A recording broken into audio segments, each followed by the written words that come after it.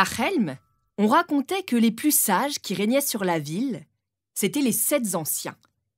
Ils étaient 7 vieillards, aux longues barbes blanches et au front ridé à force d'avoir pensé et réfléchi toute leur vie.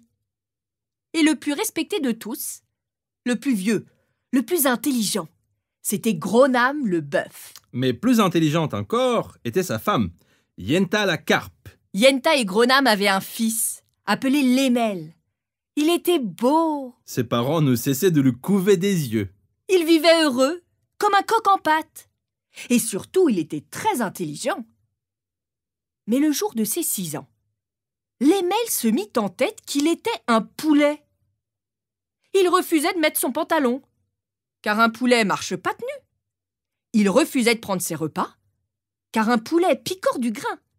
Il refusait la conversation, car un poulet ne sait que glousser.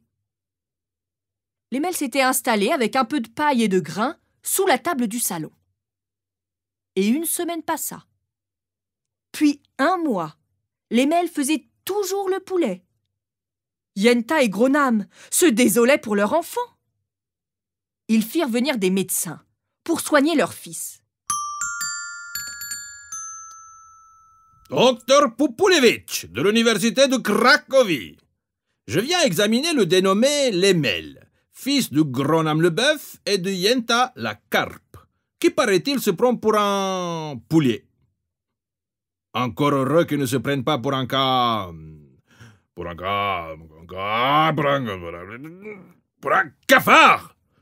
Les cafards, c'est une vraie plaie par ici. Enfin, vous me direz, un poulet, c'est inoffensif.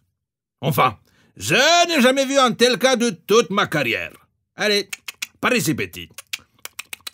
Alors, dis-moi, mon grand, comment t'appelles-tu? Quel âge as-tu? Tu as mal quelque part? Allons, viens que je puisse prendre mes mesures. Alors, longueur des ailes, 70. Poitrail, 30. Hauteur au garrot, 80. Tire la langue? Toute rose. Les oreilles? Parfaites. Rien à déclarer? Ce poulet est en parfaite santé. Pas de problème? Qu'un de problème? Et Lemel continuait de se prendre pour un poulet. Ses parents étaient complètement désespérés. Gronam le bœuf décida d'offrir une récompense à celui qui lui rendrait son fils dans son état normal. Alors on vit défiler des vétérinaires, des garçons de ferme, des cuisiniers, bref, des gens de toutes sortes. Rien n'y fit. Lemel continuait de se prendre pour un poulet.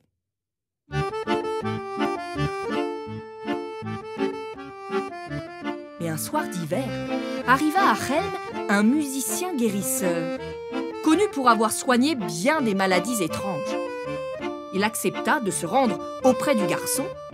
Il l'observa un petit moment, puis il déclara « Monsieur le bœuf, je vous donne ma parole. Dans 3 jours, votre poussin sera guéri. »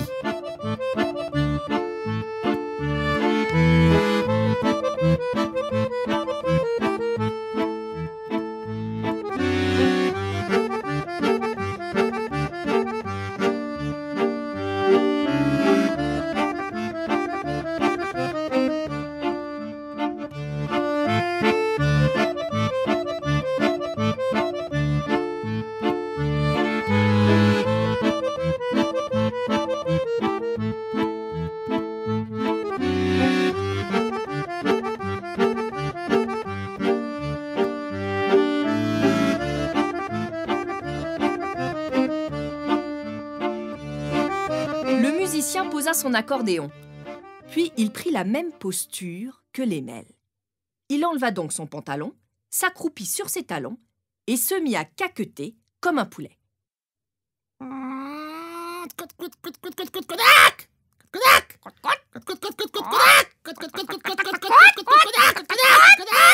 Qui es-tu, toi? Eh bien, je suis un poulet. Et toi? Tu m'as l'air d'être un drôle d'oiseau. Qui es-tu? Tu vois bien, je suis un poulet aussi. Je mange du grain. Je caquette, je me promène par ici. Oh, splendide! Tu veux voir ma maison? Ah oui, avec grand plaisir. Et Lemel emmena le musicien sous la table du salon pour picorer des graines.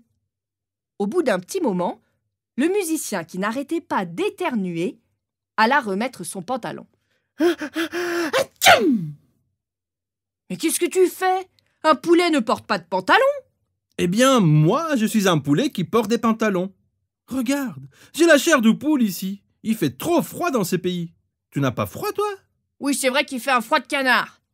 Mais je suis pas une poule mouillée, moi. J'ai pas peur d'avoir froid. Comme tu veux. Tu vas juste y laisser des plumes. Et tu sais, tu peux rester un bon poulet tout en portant un pantalon. Tu crois? Ah, j'en suis sûr. Allez, va te rhabiller. L'émelle remit donc son pantalon et s'en alla glousser, picorer, jouer dans la paille avec son nouvel ami poulet. Le premier jour passa ainsi.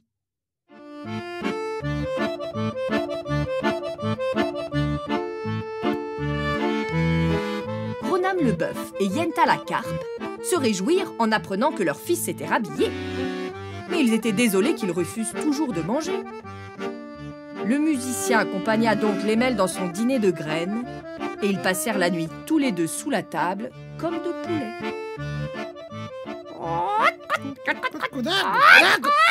Ah, j'ai faim, moi.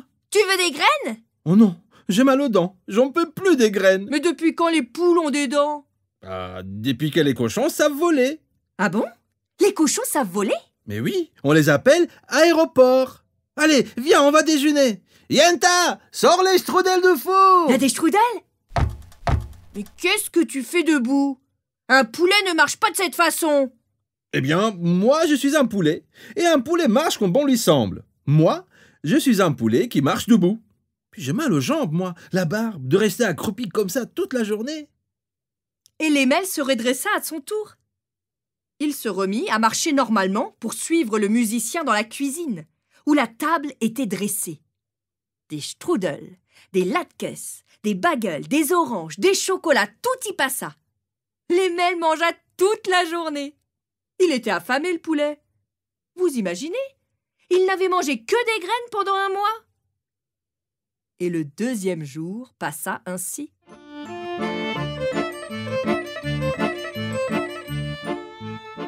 Gronam le bœuf et Yenta la carpe se réjouirent en apprenant que leur fils s'était remis à manger. Et ils étaient désolés que l'émelle refuse toujours de vivre normalement.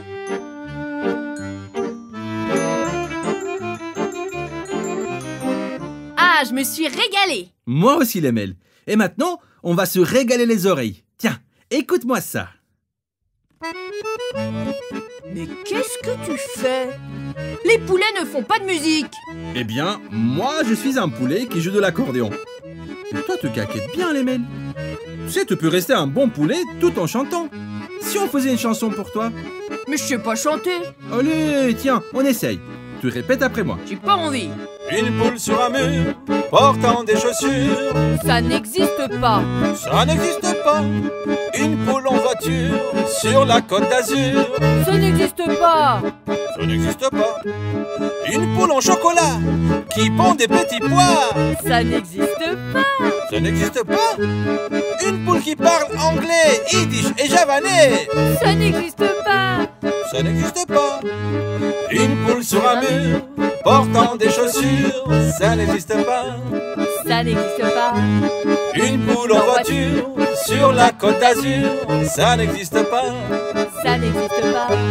Une poule en chocolat, qui pond des petits pois. Ça n'existe pas. Ça n'existe pas! Une poule qui parle anglais, yiddish et javanais. Ça n'existe pas. Et pourquoi pas? Bravo! Bravo!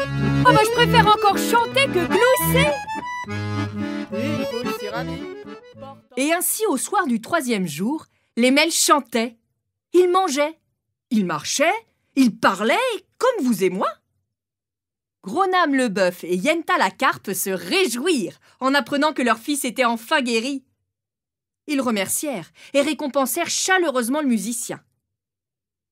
Quant à l'émelle, il redevint un garçon comme tous les autres. Il retourna jouer à chat avec ses amis.